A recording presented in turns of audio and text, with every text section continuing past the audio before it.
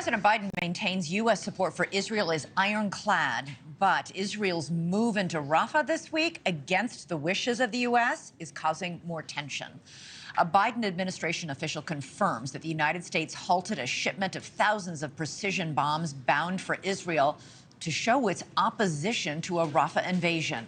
It is the first time such a shipment has been stopped. It is not clear whether the shipment will be sent to Israel in the future. President Biden is walking a fine line between steadfastly backing Israel and hearing the concerns for civilians in the Gaza Strip. More than 1 million civilians are potentially in the line of fire in Rafah, and Biden is facing mounting domestic pressure to take action. He went as far as warning Israeli Prime Minister Benjamin Netanyahu in a phone call Monday that a worsening humanitarian situation in Gaza would force the United States to revisit its policy toward Israel. Joining us now is NewsNation's political editor and host of The Hill Sunday, Chris Stirewalt. Good to have you here, Chris. Biden's decision to pause the shipment of these 3,500 bombs to Israel has ignited fierce criticism from Republicans who called it a reprehensible betrayal. And news of it comes just one day after Israel went ahead into Rafah anyway. The reality for Biden is pretty grim.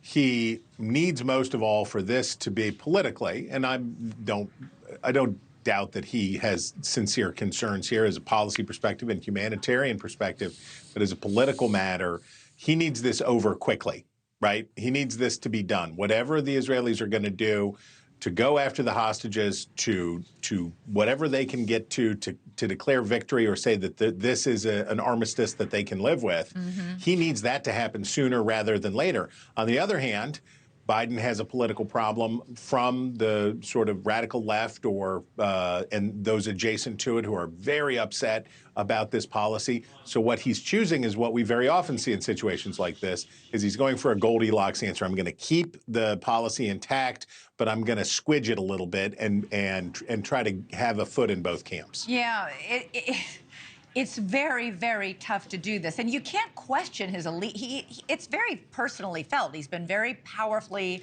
allied to Israel for many, many years preceding his presidency.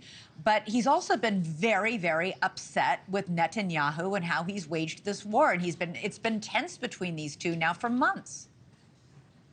Yeah, and for Biden, he can't be seen as just lecturing. We talk an awful lot, and understandably so, about younger voters, about Arab American voters, about anti-war voters, about anti-Zionist voters, and they have big swag in places like Michigan. There's no question about it. But remember, there are a lot more Jewish American voters than there are Arab American voters, and they are in key states, Pennsylvania particularly. And when Biden is seen as talking down Israel or lecturing Israel about how Israel's supposed to do this, there's a consequence on the other side, too. So this is a rhetorical trap that he continues to find himself in with no good way out.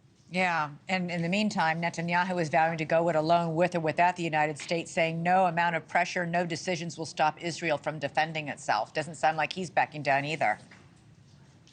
That's not how he got where he was, and certainly not how he stayed there. He's going to hang tough.